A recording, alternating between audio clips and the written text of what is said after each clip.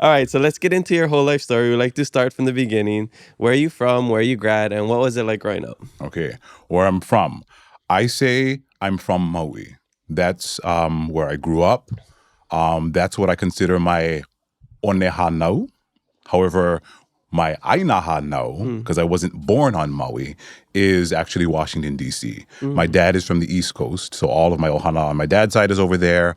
That's where me and my four older sisters were born. When I was 3, we moved to Maui. mm. And so Maui is pretty much what I know. And again, I call that my Ainaha now. My mother is from Hamoa in Hana, but I didn't grow up there. We grew up upcountry Maui, Makawao, Haiku area, but all of my mom's side is from the Hana area. So I Mhm. grew up there.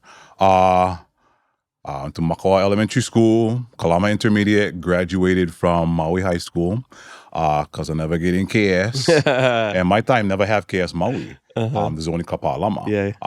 My 2 oldest sisters graduated from Maui. Then the next 2 went to KS, Kapalama. I thought for sure I would be accepted.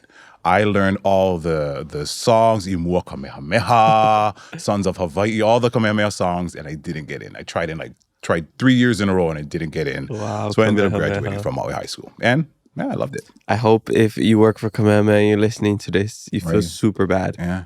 So you guys lost out on this. Yeah. He could have been repping you more. He would have made it, maybe did a show on Kamehameha schools. All right. But now, No, it's not your yet, guys' not fault. yet. So, growing up on Maui, you said you were always into, theater. So, were you into other stuff, or was that just your life completely immersed in it? So I wasn't always in the theater. I was an athlete. Me and my 4 older sisters, we were all known for being Oh, athletes. okay. We played volleyball, basketball, ran track. We went on to play at the collegiate level. I mean, I sat the bench at UH, but technically I was on the team. But my sister was on, she was WAC Player of the Year in her year. So she really Wow. excelled. So we were very much an athletic family. Hmm. And sports was my way of getting out of my shell. I was very shy, very introverted. Even today, in certain settings, I'm very socially awkward because I'm an actor. I have enough skills to make it seem like I'm not, but I grew up very introverted, and sports helped me out of that. And then when I found theater, it helped me out of that even more. So I've been doing theater ever since. This was in high school that I got into theater. Oh, So it's okay. my way of kind of like figuring out how to exist among other people. Hmm. Theater helped a lot with that. And who pushed you to do that? Was that it? Was it on your own? Did you have a friend? Did your family push Okay, you? so here's the story. This was a different life that was in back in high school, and I had a crush on a girl. And if you know anything about me, that different life makes a lot of sense, right? Talking specifically about my partner David today. So that's why I mean this is a different life that I lived.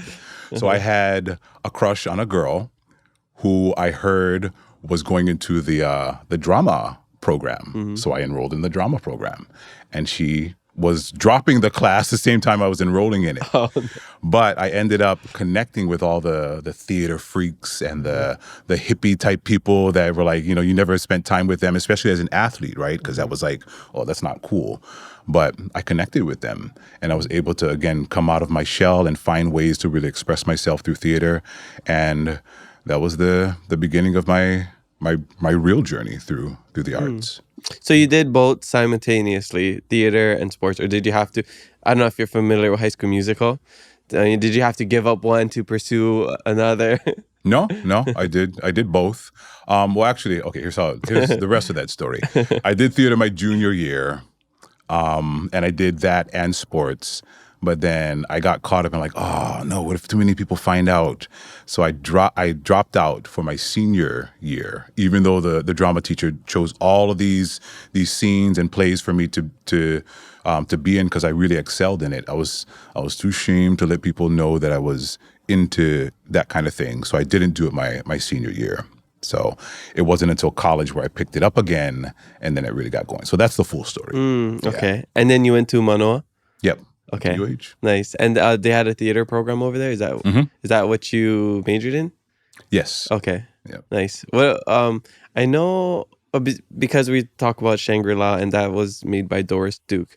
Mhm. Um, Doris Duke has a building at UH, right?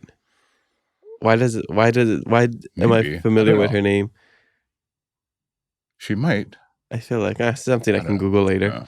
Yeah, because I've heard her name before, Hmm. and you're telling me off the podcast that, um, I guess she had a really sad, a kind of sad history.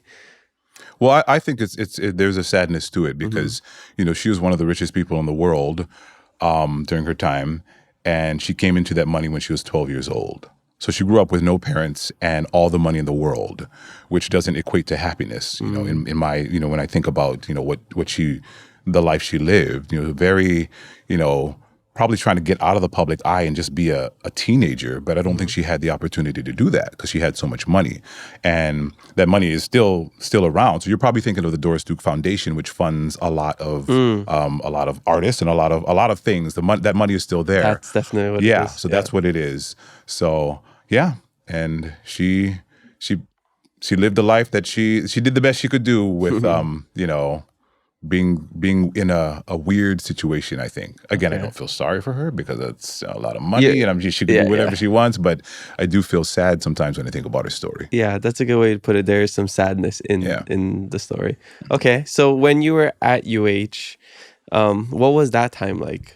Did you know that you wanted to just pursue this for the rest of your life after you graduate? Maybe go on to New York, Broadway. That's kind of like the pinnacle, right? Like how Mm. athletes we go to the NFL, the NBA, MLB. Hmm. For theater, it's usually like Juilliard, right, and Hmm. Broadway and stuff like that. Yes, and I did have that mindset Mm-hmm. in the beginning, and it changed. So I realized that acting was something I wanted to do for the rest of my life. Back then, again, this is decades ago, right? People were not telling our stories, right? It's Mm-hmm. like if I'm going to step into this world of being a professional actor, I'm going to be telling other people's stories. So Mm-hmm. that didn't sit well with me. So that's why I became a writer out of necessity. So I started to write my own material. Those one-man pieces that I performed, that's me just writing because I needed material to perform. And although at first I wanted to go off and do the LA thing or the Broadway thing because that's what you're supposed to do, I'm like, well, what happened was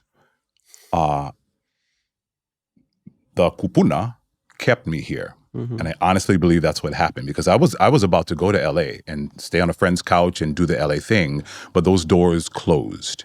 And I was not happy about it. I'm like, what the like I Mm-hmm. want to go out there, do the actor thing and live that whole life, but I'm being stuck on Maui because I had moved back to Maui to help my Mm-hmm. family.